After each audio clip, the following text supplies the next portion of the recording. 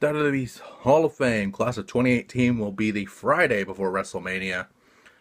And it's honestly a great pick, even though some people are a little weary about it, because, I mean, it does make sense in a way. They gave this guy one last run recently, and, it makes sense, give him one last run, give him one last run with a world title, and then put him in the Hall of Fame. It's the classic Cinderella story come to life. But if it was maybe under at least 15 to 20 minutes ring time at most. And with that alone, you know who I'm talking about. Bill Goldberg. A man who, notwithstanding that last run, was a great wrestler at the time for WCW more during the Monday Night Wars. But also, it's a little interesting because there's also a little bit of a football career I got to go through, a little bit. It's just not as often, but some football players have gone, that made that transition from wrestler to football player to wrestler. Well, I should say it differently. From wrestling fan to football player to wrestler. That does happen most recently with Baron Corbin. But that is something that's there. And honestly, you look at the guy's career, he was a great athletic guy, a great player for the University of Georgia. And if anything, was a great player. Didn't really pan out in the NFL as much, Just alone from his teams, you look at, of course he went to Georgia, so he was a part of the Bulldogs for sure. As a defensive tackle.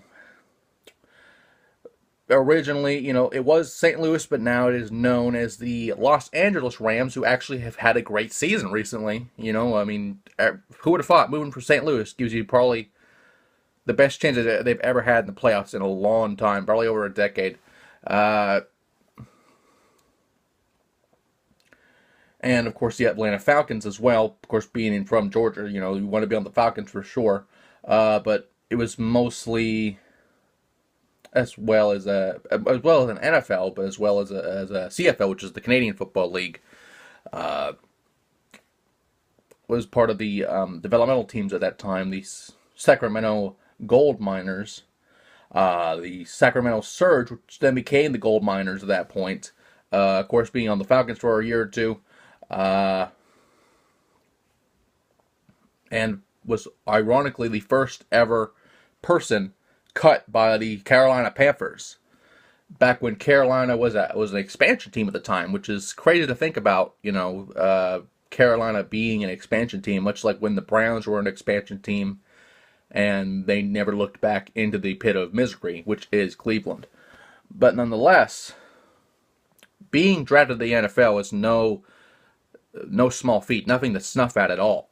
Really didn't play that much, but did tear his lower abdomen at the time. I remember this because football was still pretty big, and now a lot of people don't really watch anymore due to the constant kneeling, disgracing our anthem, but that's another story for another time.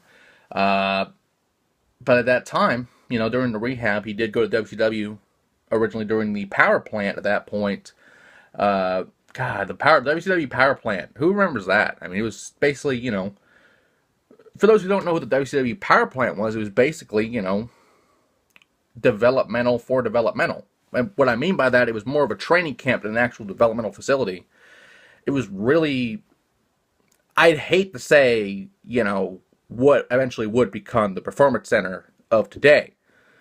Because, developmental companies were still around, like OVW, like Deep South, like HWA, the millions of iterations of Lawler's promotions in Memphis, and God, Smoky Mountain, there's so much developmental back then, and now it's changed to what NXT has become and what the Performance Center has become. It's crazy to look back at what it was, but in a nutshell, the power plant was basically, where they trained their new wrestlers, the rookies, people that wanted to be wrestlers. They could try out, they could do whatever.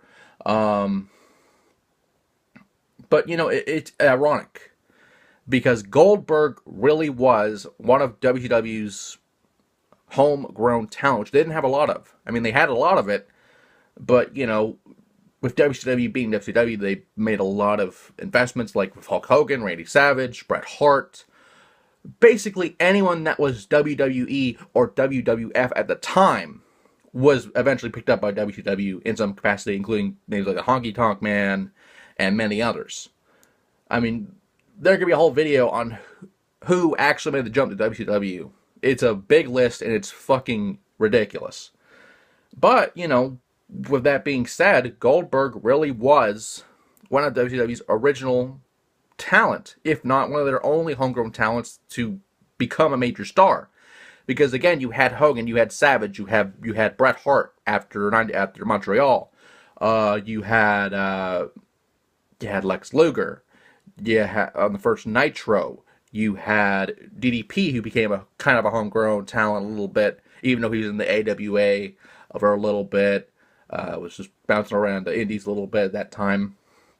So he could technically be homegrown. But you had DDP, you had a bunch of stars and a bunch of people. I mean, Sting. I mean, the list goes on and on. I mean, we could be all here all day. I mean, you had your Flairs, you had your Savages, you had, and I probably said Savage already, but still. You had so many people. But the big thing about Goldberg at that time was the streak.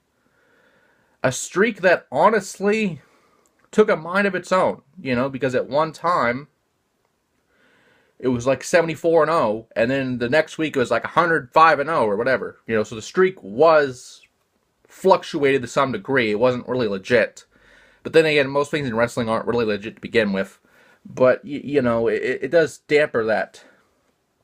But you know, a lot of people do remember Goldberg for that streak, a streak recently beaten by Asuka. And it's very interesting that, you know, it happened. And then, of course, the run with WWE and after the invasion angle, which some people say if they had Goldberg doing the invasion, it would have been totally different. The same could have been said if you had Flair, if you had Hogan, if you had Savage. Savage probably was never going to come back to begin with, but, you know, if you had Savage, if you had Sting, there were some points of having Sting to begin with. But it's interesting, especially with how they handled Goldberg the first time around, especially with when he should have won the Chamber, and then he didn't, and then he won the title the month after that, which destroyed him. Because with Goldberg, it was basically he was a monster. You had to treat him like a monster. You had to treat him like an unbeatable force, and then you beat him on the biggest show of the year in one of the most biggest matches of that year. I don't know what to say. I really don't. You know, it was ridiculous. But, you know, to each his own. And with that, we'll go through Goldberg's accomplishments more when we cut off a little bit here.